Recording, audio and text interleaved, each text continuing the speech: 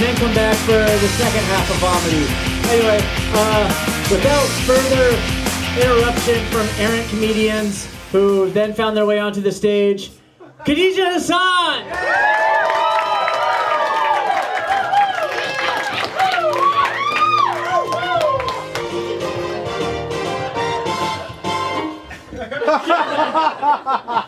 Should we try it again? Told you once. My time. Y'all like this necklace? Yeah! Isn't it fun? Kinda. Wow. Okay. It's a dread from every white man I've ever killed. Just looking for more. Hurry. Jarrett, you got fucking dreads, bro? Running my fucking blood sugar up, man. I was out there like just puffing, and then I had to do a full sprint. Oh, God. I might just make him like embroidery thread. You know what I mean? Just an accent mark, bitch. No, but it's cool. I just realized that I'm white recently. I know, shocker. For me too. I'm like 1/84th white. So I can finally say honky now. Wow. It's just like every time the song came on, I'd say horny and it was uncomfortable. It's really weird for me. The discomfort was deep. Yeah, I'm just so glad to get some privilege, you know? Open a door, you know what I mean? Like, what does a black woman have to do to go on stage on her time? I don't know. What do I have to... What white man do I have to kill? That's what I'm saying. I'll take any. Yeah, anyway, I haven't gotten laid in a while. Maybe because look around, right? Not really my thing. Turns out. Yikes. Like, I'm pansexual, but I will fuck you. You know what I mean? Like, that's how long it's been. I'm just like, I just want to dabble. For once. I went to the gynecologist just to feel something. Have you ever done that? Have you ever done that? Just like inside of you? You know what I mean? Is that just me? And then she's like, oh, Khadija. Love how much you love this, because true story, bro. And then she's like, oh, Khadija, you have a short vagina. And I'm like, you can't fucking talk to me like that. But then I came, and I was like, wait. Am I into this? Like, is this my kink? I'm on public health insurance. There's only so many pap smear appointments I can make before they're like, you're cut off. Get a lot of fucking complaints about you. Keep moaning. It's not 2 a year. Go the fuck home. Yeah, I try to masturbate, but I feel like it's really hard masturbating and being like a progressive person. Does anybody ever get that vibe? Yeah! Thanks! I was not expecting that, but I feel seen by the black man in the back. But yeah, show up for me for once. Anyway,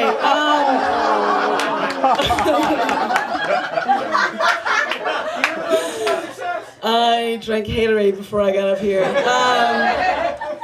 But yeah, I just, you know, like you do that thing where you have like a laptop on your belly and you're like, oh, I'm single, but I have a lot going on, so I can't date right now, you know?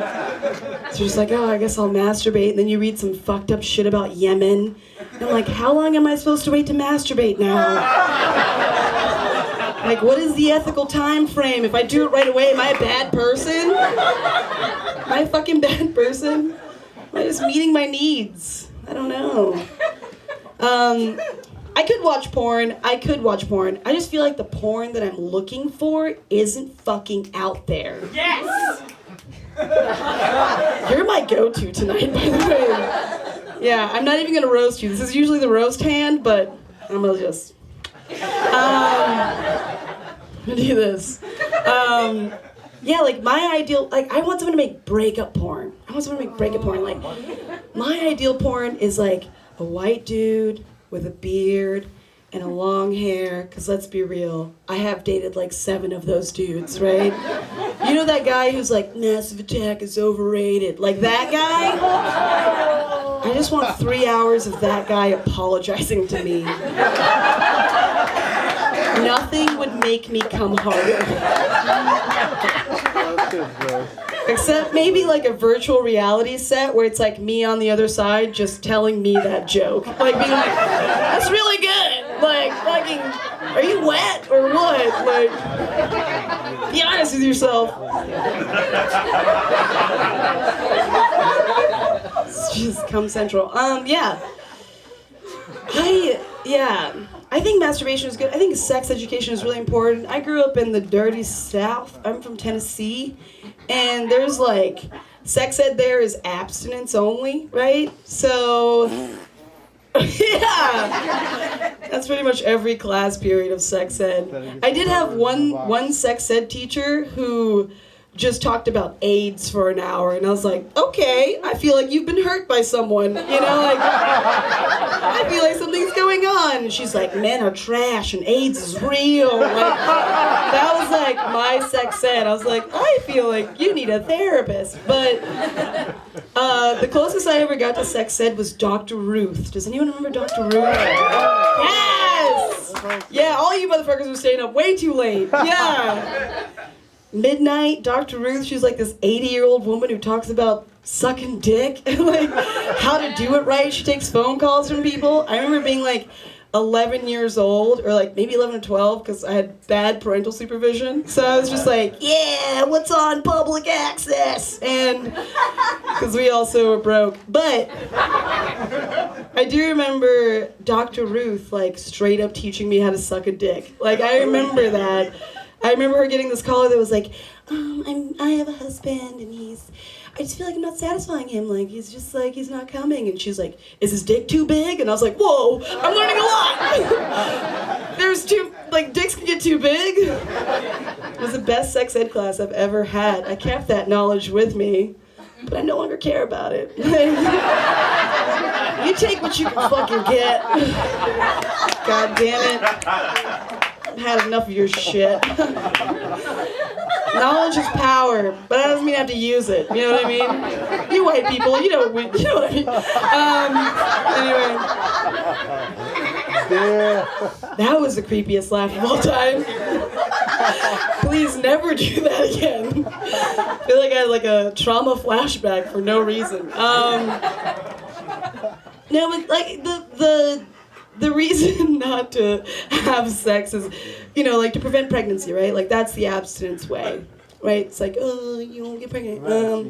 But have you guys ever had so many abortions that you're starting to think that your life is just one long condom commercial? You know? You're like, fertility, calm down! Stop! But everyone has a purpose in life, right? Like, we all have a purpose. Maybe this is mine. Share my story. Wrap it up. I don't know, though. There's a part of me that's also like, I'm helping science. You know, I'm pro stem cells. Like, maybe just keep that shit going. Do whatever you want. Don't abortion shame yourself. I do have that like abortion shame voice is also the same, like, you know that shitty voice in your head that you have to shut up that's like, oh, you didn't reply to that email fast enough? Oh, turns out you're a piece of shit. Oh, you didn't get back to that text message? Yeah, dumpster fire human. And my recent response is just being like, bitch, shut the fuck up. Like, I just been trying to tell them, like, you know what, bro? Like, shut the fuck up, bro. But they're also just as punk rock and bro as me. So it doesn't quite work, because they're just like, what are you gonna do about it, bro?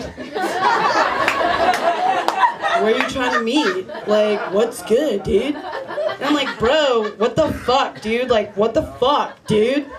What the fuck, dude? Really, dude? Really, dude? And they're like, really, dude? Like, what's good, bro? Like, what? I will fucking destroy this fucking 30 right now. I will crush this old English on the fucking ground, bro. I'm like, I don't know how that, like, one of us has to get drunk. You know what I mean? Like, it's usually me. No matter who it is, it's me. But you're just a godsend. I wish I had roses that I could just, your laugh is so good. I think that the like shittiness factor of being a human being is important to recognize. No one's fucking perfect, right? Like, I kind of like people that are a little bit shitty at things. I like people that are a little shitty at things. Like, I'm a shitty fucking Muslim. You know what I mean? Like, I'm like, tequila shots, but don't give me that pork slice, you know? Like, I'm a shitty Muslim, okay? Like, I'm a shitty vegan. Some people are like, that's a vegetarian, but I have goals. I have an aim, you know? And you never know what gifts you're gonna be given in this world. Sometimes you get gifts and you don't fucking want them. But you just gotta fucking own them. You know, like one of my gifts is being able to talk to old conservative white farmers. I don't know why. I don't know why this curse has been bestowed upon me as a gift, but I'm very good at it. I think it's the poverty thing. I think that's where we meet each other. I was outside of Chehalis one day, and I was talking to a bunch of fucking normie whites, and don't get me wrong, I love the whites. I love the whites. I think you guys are great. Please don't take offense, okay? Love the whites. I think you guys are chipper, you know? Absolutely honky-dory. Honky. Love it. You said honky. Love it. Yeah, I can now. I can. I'm 164th. Okay, so sit down. But I do just like, I was outside, okay, so I was talking to a bunch of regular whites, and then this one white guy like walks up, and so I'm kind of trying to shift the conversation, so I just ask him, I'm like, hey, what did everyone have for dinner? And he answers, and he's like, yeah, I had a steak salad. And I was like, that's not a thing. Like, you had a Reuben without bread. You can't just call it a fucking steak salad, bro. But then we got to the heart of it, and he kept talking about how he would never eat his dogs, which is very white. Like, just that like absurdist argument where you're like, this has nothing to do with what I'm talking about. But yeah, like we started talking about food and animal products, and by the end of it, I realized that he worked for Tyson. He worked for Tyson, so he eats his dogs. I hope he eats his dogs. Honestly, that would make the story way better. But I don't actually hope that he eats his dogs. I just heard myself.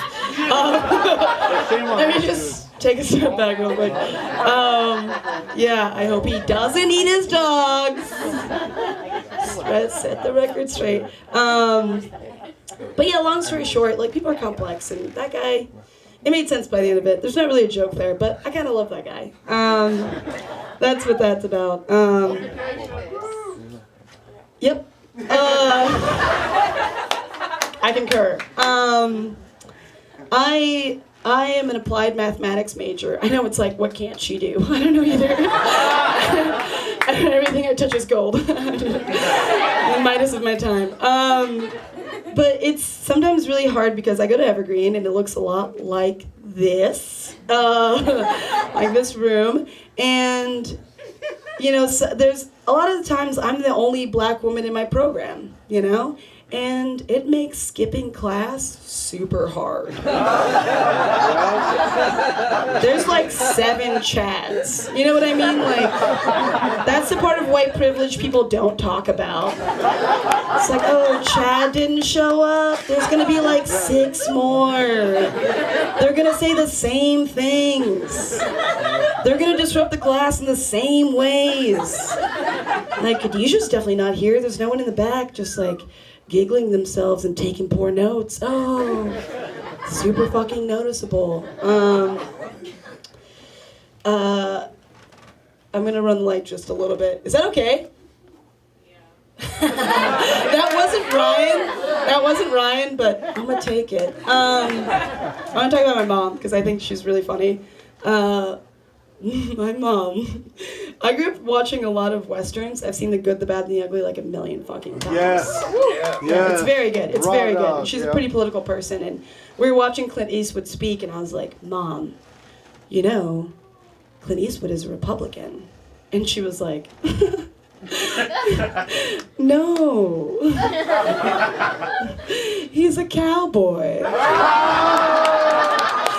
like, There you go. I feel like we said the same thing. I think that's what a synonym is. I'm pretty sure. I haven't been getting laid a lot lately, but I do get catcalled a lot. And I fucking get it. Like, look at me, I fucking get it. But, like, if you're gonna catcall me, make it a little bit more romantic. You know what I mean? Make it romantic. Write me a note. Put it in an envelope. Spritz it with some rose water. Okay? Turn it into a tiny little airplane. Alright? Throw it at me.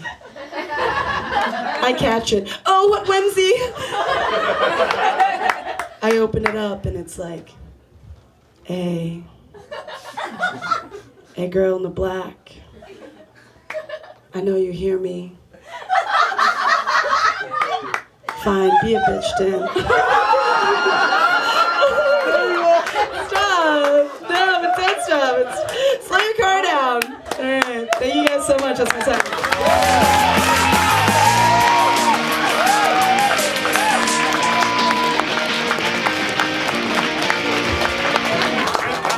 Khadija Hassan.